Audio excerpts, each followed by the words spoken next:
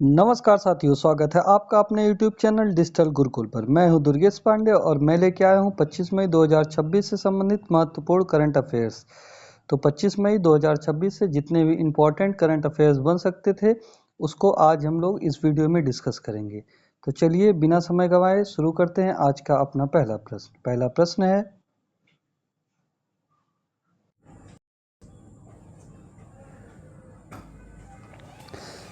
हाल ही में आयोजित भारत नॉर्डिक सम्मेलन 2026 का मुख्य विषय क्या रहा? ऑप्शन ए कृषि व्यापार, ऑप्शन बी हरित तकनीक और 6G सहयोग, ऑप्शन सी परमाणु समझौता, ऑप्शन डी पर्यटन। तो इसका सही उत्तर होगा ऑप्शन बी हरित तकनीक और 6G का सहयोग। तो भारत और नॉर्डिक देशों के बीच आयोजित सम्मेलन 2026 में हरित ऊर्जा, जलवायु परिवर्तन, डिजिटल तकनीक तथा 6G नेटवर्क पर विशेष जोर दिया गया। इस सम्मेलन में भारत ने स्वच्छ ऊर्जा, समुद्री अर्थव्यवस्था और तकनीकी शोध में सहयोग बढ़ाने की बात कही। नॉर्डिक देश पर्यावरण संरक्षण और आधुनिक तकनीक के लिए प्रसिद्ध है। भारत भी हरित विकास और डिजिटल भारत अभियान को आगे बढ़ा रहा है। तो इसका सही उत्तर होगा ऑप्शन बी हरित तकनीक और 6G सहयोग। तो चलिए चलते हैं आज के अगले प्रश्न की ओर। अगला प्रश्न है, प्रगति 2026 क्या है? प्रगति 2026 क्या है? ऑप्शन ए अंतरिक्ष मिशन, ऑप्शन बी बहुराष्ट्रीय सैन्य अभ्यास, ऑप्शन सी कृषि योजना, ऑप्शन डी रेलवे परियोजना। तो इसका सही उत्तर होगा ऑप्शन बी बहुराष्ट्रीय सैन्य अभ्यास। प्रगति 2026 भारत सरकार द्वारा आयोजित एक बहुराष्ट्रीय सैन्य अभ्यास है। इसका आयोजन मेघालय में किया गया।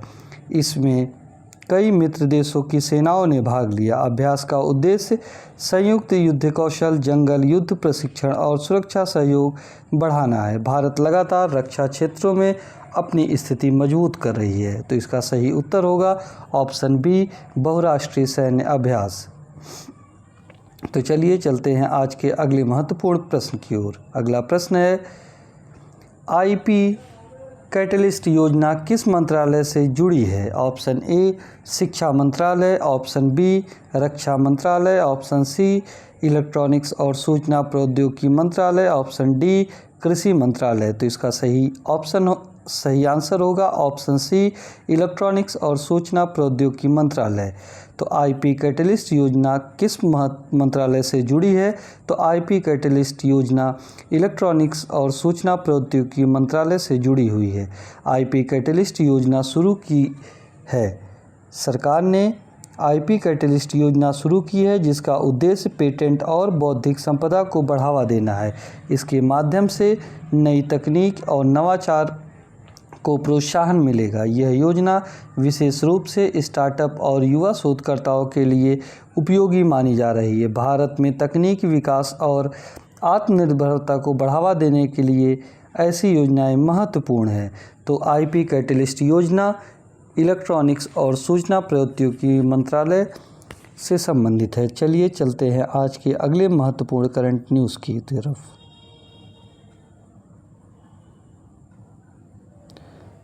अगला न्यूज़ है, हाल ही में पेपर लीक विवाद के कारण कौन सी परीक्षा चर्चा में रही? Option A UPSC, option B CUET, option C NEET UG 2026, option D JEE advance. तो इसका सही उत्तर होगा option C NEET UG 2026। NEET UG 2026 परीक्षा लीक विवाद के कारण चर्चा में रही। परीक्षा रद्द होने के बाद जांच एजेंसियों को मामले की जांच सौंपी गई। इस घटना ने देश की परीक्षा व्यवस्था और नकल विरोधी कानून पर बड़ा सवाल खड़ा किया। लाखों विद्यार्थियों पर इसका प्रभाव पड़ा। तो इसका सही उत्तर होगा ऑप्शन सी नीट UG 2026। चलिए चलते हैं आज के अगले महत्वपूर्ण प्रश्न की ओर। अगला प्रश्न है, मिशन दृष्टि किस क्षेत्र से संबंधित है?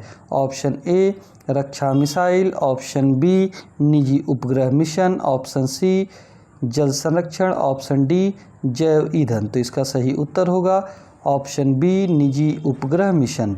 मिशन दृष्टि भारत के निजी अंतरिक्ष क्षेत्र से जुड़ा मिशन है। इसमें आधुनिक तकनीक वाले उपग्रह का उपयोग किया गया है जो बादलों और अंधेरों में भी तस्वीरें लेने में सक्षम है। यह तकनीक रक्षा, मौसम पूर्वानुमान और आपदा प्रबंधन में उपयोगी होगी। भारत में निजी अंतरिक्ष कंपनियों की भूमिका तेज़ी से बढ़ रही है। तो मिशन दृष्टि किस क्षेत्र से संबंधित है? मिशन दृष्टि निजी उपग्रह मिशन से संबंधित है। चलिए चलते हैं आज के अगले प्रश्न की ओर। अगला प्रश्न है, हाल ही में किस फसल की न्यूनतम समर्थन मूल्य MSP में सबसे अधिक वृद्धि हुई? ऑप्शन ए गेहूं, ऑप्शन बी जौ, ऑप्शन सी सूरजमुखी, ऑप्शन डी गन्ना। तो इसका सही उत्तर होगा ऑप्शन सी सूरजमुखी। सरकार ने खरीफ फसलों के न्यूनतम समर्थन मूल्य में वृद्धि की है, जिसमें सूरजमुखी के MSP में सबसे अधिक बढ़ोतरी की गई है। इसका उद्देश्य किसानों को तिलहन उत्पादन के लिए प्रोत्साहित करना ताकि खाद्य तेल आयात कम हो सके।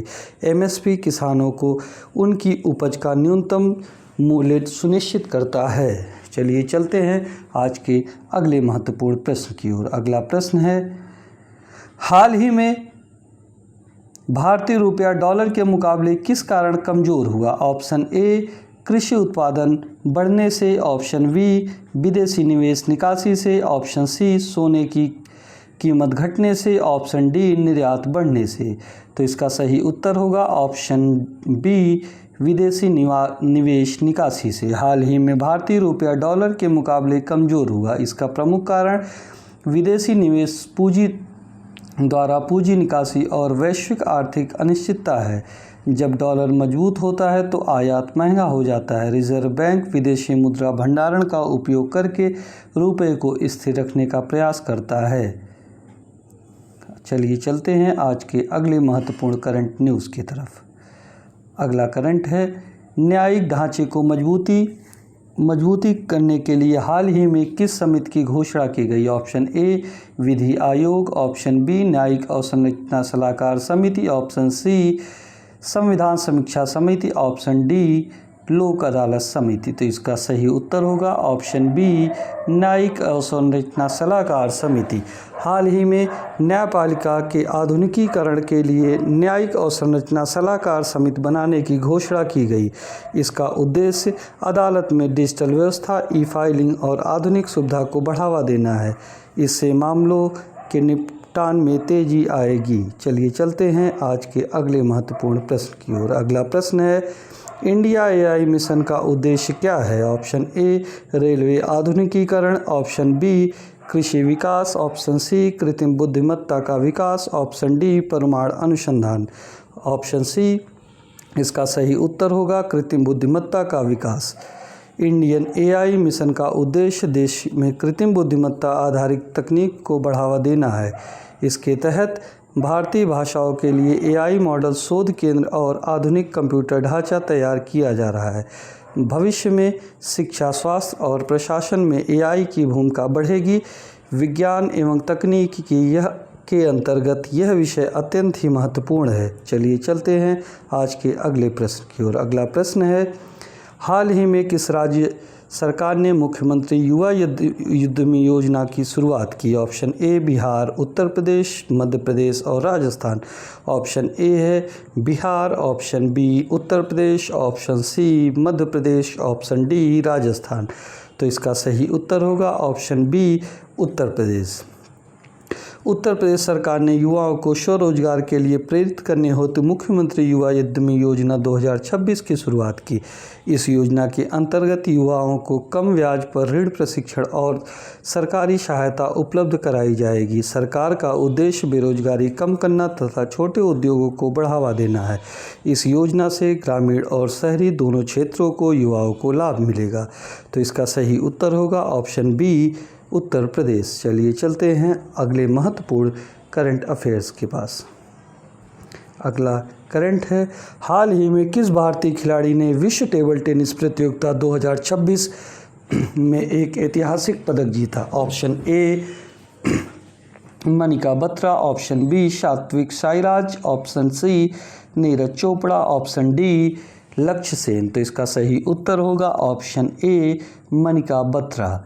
तो भारतीय टेबल टेनिस खिलाड़ी मनिका बत्रा ने विश्व टेबल टेनिस प्रतियोगिता 2026 में शानदार प्रदर्शन करते हुए ऐतिहासिक पदक जीता। वह अंतर्राष्ट्रीय स्तर पर लगातार भारत का प्रतिनिधित्व कर रही हैं और भारतीय महिला टेबल टेनिस को नई पहचान दिला रही हैं। उनकी इस उपलब्धि से भारत में टेबल टेनिस खेल को नई लोकप्रियता मिली है। तो इसका सही उत्तर होगा ऑप्शन ए, मनिका बत्रा। अगला प्रश्न है, विश्व जैव विविधता दिवस हर वर्ष कब मनाया जाता है? ऑप्शन ए 5 जून, ऑप्शन बी 22 मई, ऑप्शन सी 21 जून, ऑप्शन डी 21 सितंबर। तो इसका सही उत्तर होगा ऑप्शन बी 22 मई।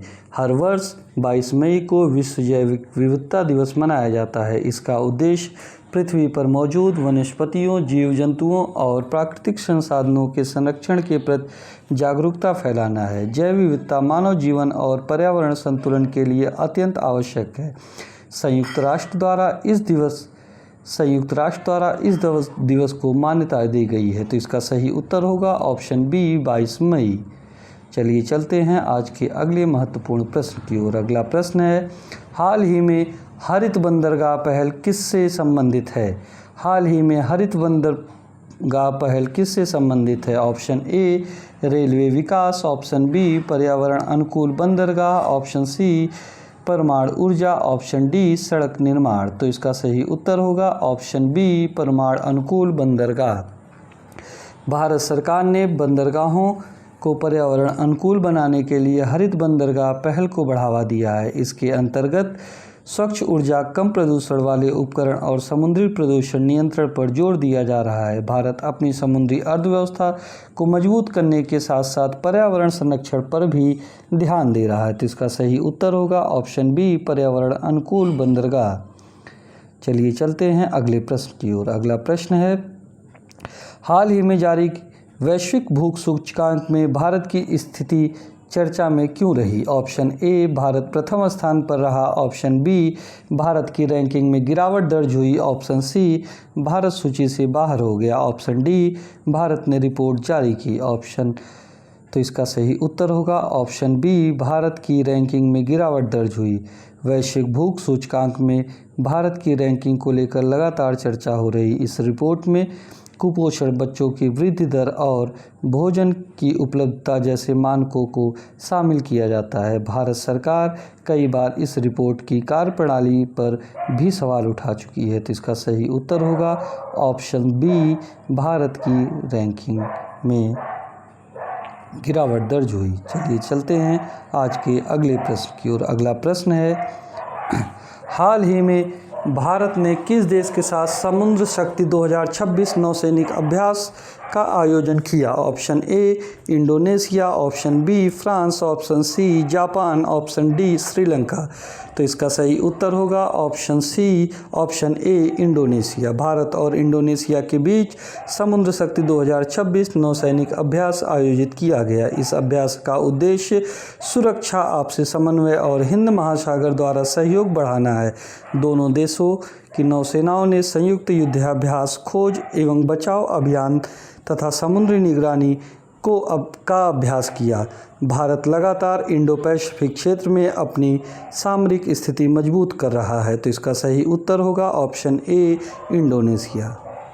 तो दोस्तों, यहीं पर 25 मई 2026 के करंट अफेयर्स ख़त्म होते हैं और हमने प्रयास किया है कि 25 मई 2026 से जितने भी इम्पॉर्टेंट करंट अफेयर्स बन सकते थे वो हम आप लोग के बीच डिस्कस किए हैं और उसके ऑप्शंस के साथ डिटेलिंग भी की हैं। तो अगर आपको हमारी ये करंट वीडियो पसंद आई हो तो प्लीज़ चैनल को लाइक, शेयर और सब्सक्राइब ज़रूर करें। धन्यवाद। आपका दिन शुभ हो।